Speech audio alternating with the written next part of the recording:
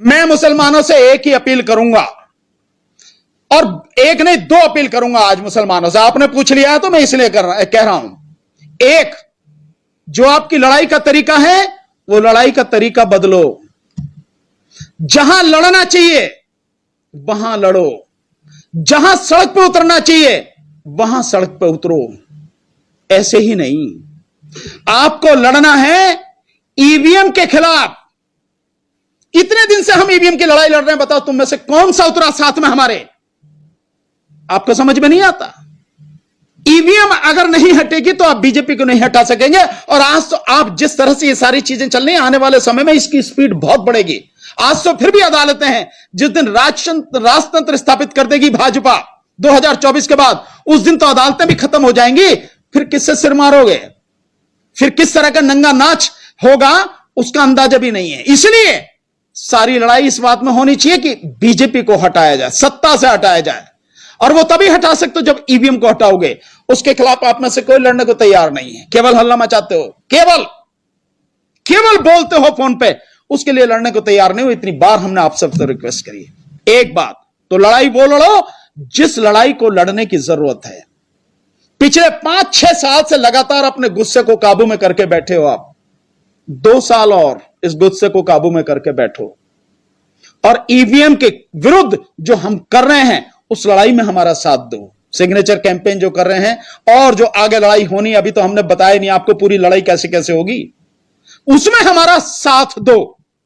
एक बात। दूसरी बात, आज तक जिन भी पार्टियों को आपने वोट दिया है उनमें से कोई पार्टी आपके साथ खड़ी नहीं है। एक भी पार्टी आपके साथ खड़ी नहीं है। कोई पार्टी ले लो, एक की नाम लेने की जरूरत नहीं है। जिन जिन को भी एक तरफा आपने वोट दिया, कोई पार्टी आपके साथ में नहीं है। एक बार मेरे साथ भानु प्रताप सिंह और उसकी पार्टी राष्ट्रीय जनहित संघर्ष पार्टी के साथ खड़े हो जाओ, उसी ताकत से जिस ताकत से औरों को साथ दिया है।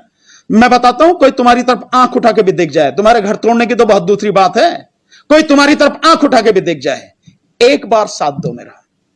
यह मैं आपसे कहना चाहता हूं, मुसलमानों से यह कहना चाहता हूं, और कहना चाहता हूं, अपने घरों में अखबार मंगाना बंद करो।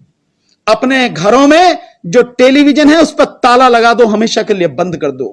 कम से कम 2 साल के लिए तो कर ही दो, कम से कम, अगर अपने आप को बचाना है, अपनी आने वाली पीढ़ी को बचाना है। यह मुझे उनसे कहना है। भाई पुलिस ने समन भेजा है तो पुलिस अपनी कार्रवाई कर रही है, करे। तो लेकिन वो हमारे साथ अमित शाह खड़े हैं, गृह मंत्री। भाई मैं तो पहले ही कह रहा हूं, भाई गृह मंत्री ने सुरक्षा दी उसको, प्रधानमंत्री का पूरा सपोर्ट है उसको। और जहां तक रही कलकत्ता पुलिस बुला रही है तो इसी के लिए यही लगा देंगे सुप्रीम कोर्ट में, सुप्रीम कोर्ट से रिलीफ मिल जाएगा उसको।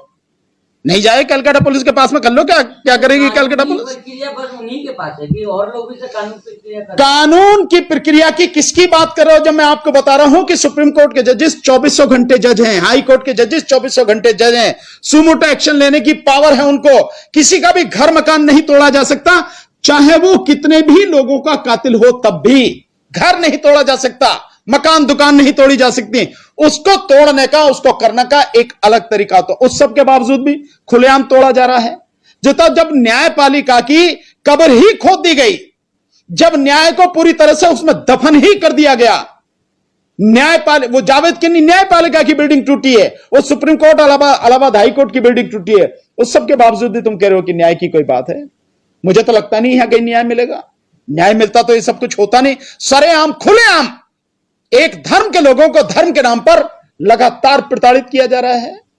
किसी को भी नहीं समझ में आ रहा कि ये सब क्यों हो रहा है। कोई नहीं बोल रहा कि ये गलत हो रहा है, ये होना नहीं चाहिए। रोकने की पावर है उनको, एक झटके में रोक सकते हैं। हिम्मत ही नहीं है कि प्रशासन जरा सा भी हिल जाए। पिक्चर देखी आपने, एक पिक्चर देखी आपने, आरक्षण पिक्चर में जो उसके तबेला को तोड़ने जाते हैं, आखिर में ध्यान है आपको? जो अमिताभ बच्चन जिस गरीब के बच्चों को पढ़ाते हैं, तो एक व्यक्ति ने अपना जो पूरा तबेला दे दिया था, वहां पे स्कूल चलता था, कोचिंग चलता था, ट्यूशन पढ़ाते थे। वो जब उससे तोड़ने के लिए आए तो हेमा मालिनी जी उसमें उस जो एक कॉलेज की मालकिन बनी है, उनको जब बुलाया गया, उन्होंने फोन करके एक फोन चीफ मिनिस्टर को किया था कि भाई ये क्या हो रहा है ये सब। तो कि मुझे पता नहीं थी, अभी बोलता हूं। उसने 1 मिनट नहीं लगी, वहीं तुरंत रुक गया वो। यह सब हकीकत में हो सकता है।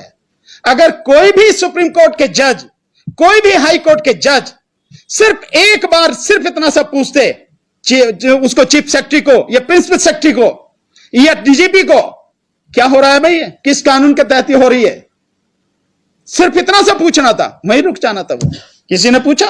नहीं पूछा। अंजाम आपके सामने। सलमान है, और मुसलमान को तो मतलब तबाह करना ही है।